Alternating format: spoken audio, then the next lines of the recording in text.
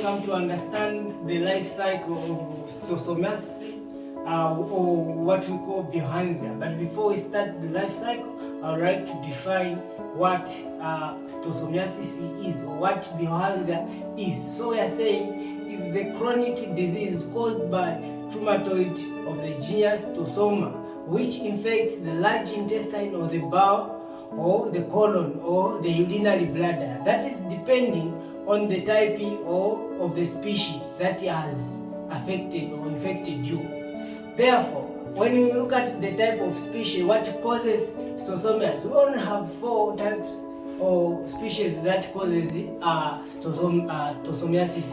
And the first one we are saying is Schistosoma hematobium.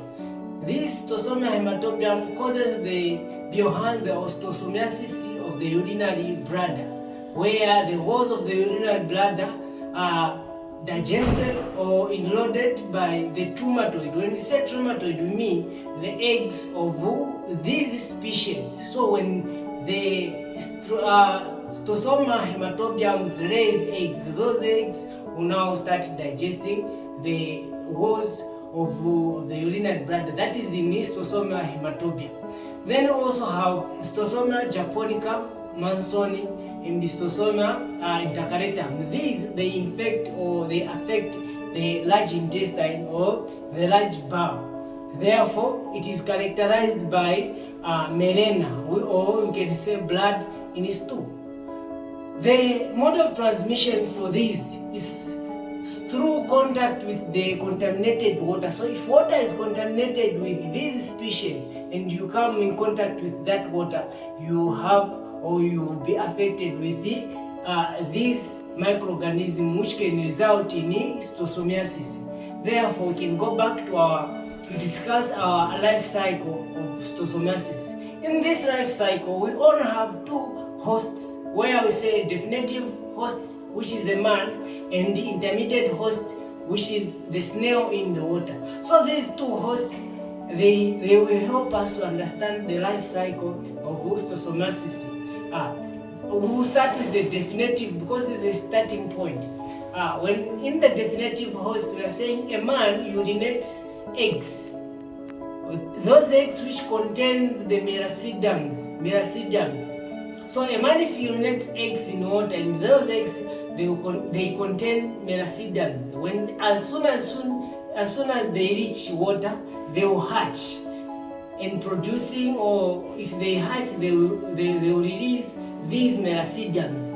These meracidiums, they only have 6 to 8 hours in water. They should find the intermediate host, which is a snail. So they will try by all means to swim using ciliated demists in water within 6 to 8 hours until they find the intermediate host, which is a snail.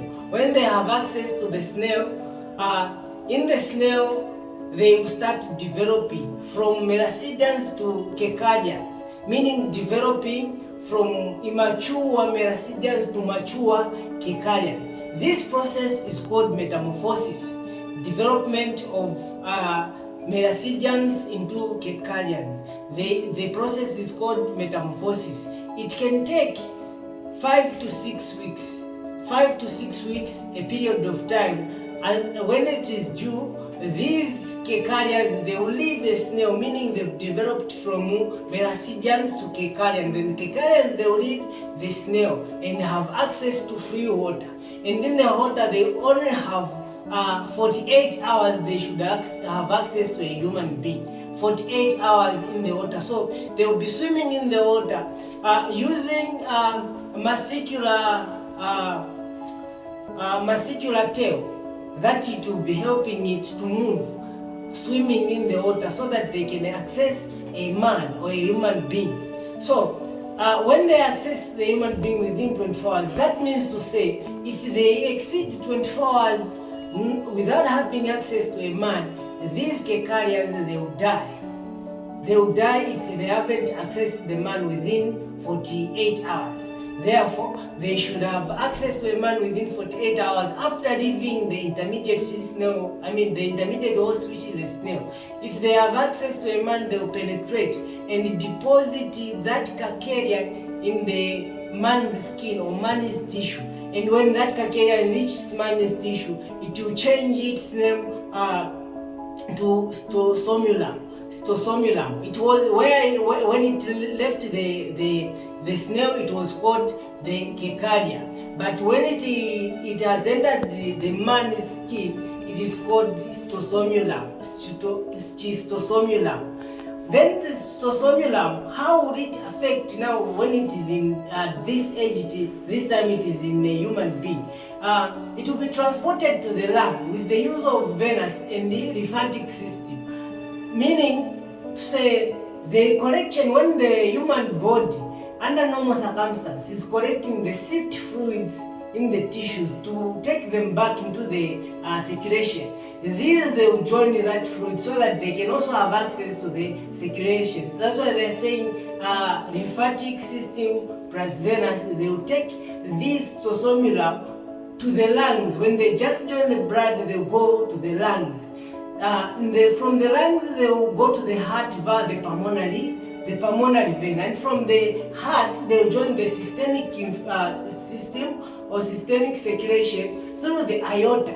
And this time it means to say the schistosomulum, they've been distributed around the body, and they only access the portal system. When we say the portal system, we mean that system that can lead or take this schistosomulum to the liver. And when they reach the liver there will now be development or maturation of this schistosomulum. They will mature in a hairy web. If they mature in a hairy web, through the vein, they'll go to the urinary bladder at a site where we call the vesical plexus. At the vesical plexus, where this hairy web, it will now start laying eggs. It will now start laying eggs at the venous plexus in the urinary bladder. The urinary bladder does got its own part. The other part, which is called the fundus of the urinary bladder, is where the venous plexus is located. So this worm will stay there in the venous plexus, where it will now start laying egg. At this time, it is the mature worm, which is capable of even laying eggs. When it starts laying eggs, now those eggs which it lays, they will now be reacting with the tissue or the inner lining of the bladder. That reaction between the eggs and the tissue, it will cause infection. There will be inroading of the walls of the urinary bladder. Therefore, they will even inroad the blood vessels that supplies that wall with blood. If it is eroded, now we'll see this person after urinating, at the end the man will urinate blood, meaning to say the walls of the urinary bladder, it is eroded by these eggs because of the reaction between the tissue and the eggs. This same applies if it is in if it is in the large intestine or the bowel or the colon. These the worms, they will go there and settle in the colon, where there will be reaction between the eggs that the worm lays, this mature worm. If it lays the eggs, now those eggs, they will now start reacting with the tissue and causing infection. And that is how infection or schistosomiasis result in. Now, we are talking about life cycle, meaning if this worm is able to lay eggs in the vesical plexus, in the urinary bladder, meaning during urination, it is easy even to urinate eggs because the eggs are in the urinary bladder. Meaning if you urinate eggs there, it is even easier that the cycle still continues, and these eggs inside them, they contain what we call meracidiums. And still the same thing will happen. The meracidiums, if they have access to water, they will hatch. And if they hatch within 6 to 8 hours, they should have access to the snail. From the snail, if they develop, they will leave the snail as the cacarians. Cacarians, they won't spend 24 hours in water, 48 hours in water, they should have access to a man.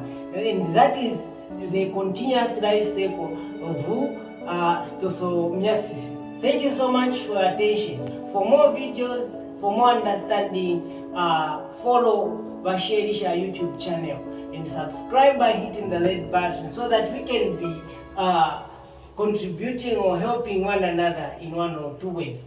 Thank